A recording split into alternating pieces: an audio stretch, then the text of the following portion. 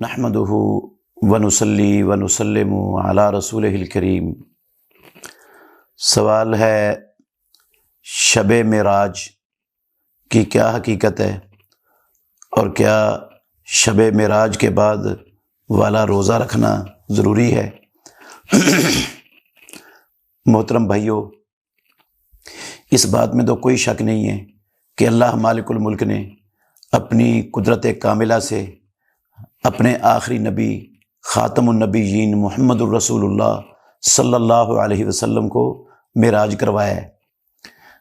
مکہ سے لے کر بیت المقدس تک اور بیت المقدس سے لے کر 7ویں آسمان تک اور 7ویں آسمان سے سدرۃ المنتہا تک اللہ رب العالمین نے حالت بیداری میں رسول اللہ صلی اللہ علیہ وسلم کو رات کے کچھ حصے میں سیر کروائی اور پھر مکے پہنچا بھی دیا۔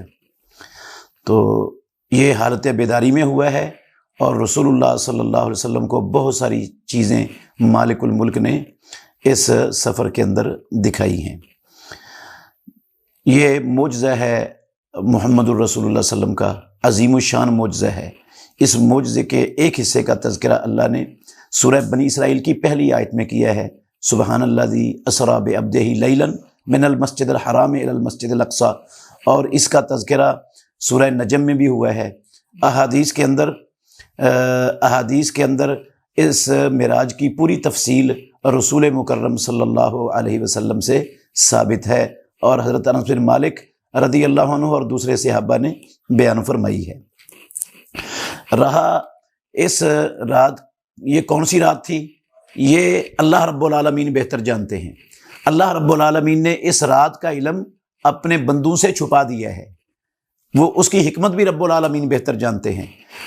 رسول مکرم صلی اللہ علیہ وسلم نے اس رات کی کوئی تعیین نہیں کی، خلفائے راشدین نے اس رات کی کوئی تعیین نہیں کی، صحابہ میں سے کسی صحابی نے اس رات کی کوئی تعیین نہیں کی۔ تاریخ اور سیرت نگاروں میں شدید اختلاف ہے کہ یہ تاریخ میں بھی اختلاف ہے اور حتیٰ کہ مہینے میں بھی اختلاف ہے اور سال میں بھی اختلاف ہے کہ کس سال رسول اللہ صلی اللہ علیہ وسلم کو اللہ رب العالمین نے یہ معراج کا اور اسراء کا معجزہ عطا فرمایا ہے۔ تو یہ 27 رجب والی کوئی سند دنیا میں موجود نہیں ہے، یہ خام خواہ لوگوں نے اپنے پاس سے ہی بنا لیا بغیر کسی دلیل کے اور بغیر سند کے۔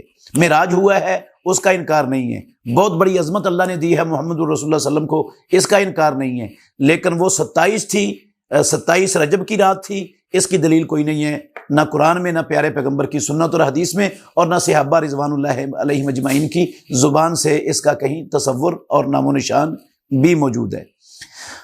باقی معراج ہوا ہے رسول اللہ صلی اللہ علیہ وسلم کو، اللہ کے نبی نے اس معراج کے بعد کبھی بھی معراج کی رات کو جاگ کر عبادت نہیں کی۔ ابو بکر صدیق رضی اللہ عنہ نے نہیں کی، فاروق اعظم نے نہیں کی، علی المرتضیٰ نے نہیں کی، عثمان غنی نے نہیں کی، طلحہ و زبیر نے نہیں کی، سعد و سعید نے نہیں کی، حسن و حسین رضی اللہ عنہما نے نہیں کی، کسی ایک صحابی نے بھی کوئی سپیشل عبادت نہیں کی معراج کی رات کے نام سے۔ ویسے جو تہجد پڑھتے تھے صحابہ اور رسول اللہ صلی اللہ علیہ وسلم وہ پڑھتے تھے ہمیشہ، لیکن سپیشل معراج کے نام سے آپ نے کوئی رات منائی ہو، جشن منایا ہو، چراغاں کیا ہو اور اس کی کوئی عبادت کی ہو، ایسا صحیح حدیث میں اور صحابہ کی زندگیوں میں کہیں وجود نہیں ہے۔ اور نہ ہی سپیشل شب معراج کے نام سے اگلے دن کا روزہ رکھنا رسول اللہ صلی اللہ علیہ وسلم سے ثابت ہے اور نہ ہی صحابہ سے ثابت ہے۔ کہیں بھی اس کا صحیح سند تو کجا کسی ضعیف سند کے اندر بھی، ضعیف حدیث کے اندر بھی اس کا وجود نہیں ہے۔ یہ کام اگر ثواب ہوتا، نیکی ہوتا، اللہ کے تقرب کا ذریعہ ہوتا اور اللہ کی عبادت ہوتی تو سب سے پہلے رسول اللہ صلی اللہ علیہ وسلم ضرور کرتے، صحابہ ضرور کرتے۔ اگر انہوں نے نہیں کیا تو یہ ہمیں اس سے گریز کرنا چاہیے، کیونکہ اسلام رسول اللہ صلی اللہ علیہ وسلم کی زندگی میں مکمل ہو گیا ہے، صحابہ نے اس پر عمل کیا ہے، جیسے صحابہ نے عمل کیا ہے ویسے ہم عمل کریں گے تو پھر اللہ کے ہاں وہ ہمارا عمل قبول ہوگا، ورنہ وہ عمل ہمارے منہ پر دے مارا جائے گا۔ بے شک وہ عمل اچھا ہے، عبادت کا عمل ہے، لیکن جو رسول اللہ صلی اللہ علیہ وسلم نے نہیں کیا، صحابہ نے نہیں کیا، جس کی رسول اللہ صلی اللہ علیہ وسلم نے اجازت نہیں دی، جس کی دلیل نہیں ہے، وہ ہم نہیں کر سکتے۔ میں ایک مثال دیتا ہوں، ہم نماز ظہر کی 4 اور عصر کی 4 اور عشاء کی 4 رکعتیں پڑھتے ہیں فرض، اگر ہم 6 پڑھ لیں تو کیا نماز ہو جائے گی ہماری؟ حالانکہ 6 رکعتیں پڑھنا غلط نہیں ہے۔ اسی طرح اذان جنازے میں اور عید الفطر عید الاضحیٰ میں رسول اللہ صلی اللہ علیہ وسلم سے ثابت نہیں ہے۔ اذان اچھا کام ہے، کیا اگر ہم ان موقعوں پر اذان دیں گے تو ثواب ملے گا؟ ثواب نہیں ملے گا، اس کا گناہ ملتا ہے، کیونکہ دین مکمل ہو گیا ہے۔ یہ طریقہ نہیں ہے رسول اللہ صلی اللہ علیہ وسلم کا، نہ صحابہ کا۔ تو جو کام نبی مکرم نے نہیں کیا، صحابہ نے نہیں کیا، ہمیں اس کو نیکی، ثواب، دین، اللہ کے تقرب کا ذریعہ سمجھ کر نہیں کرنا چاہیے۔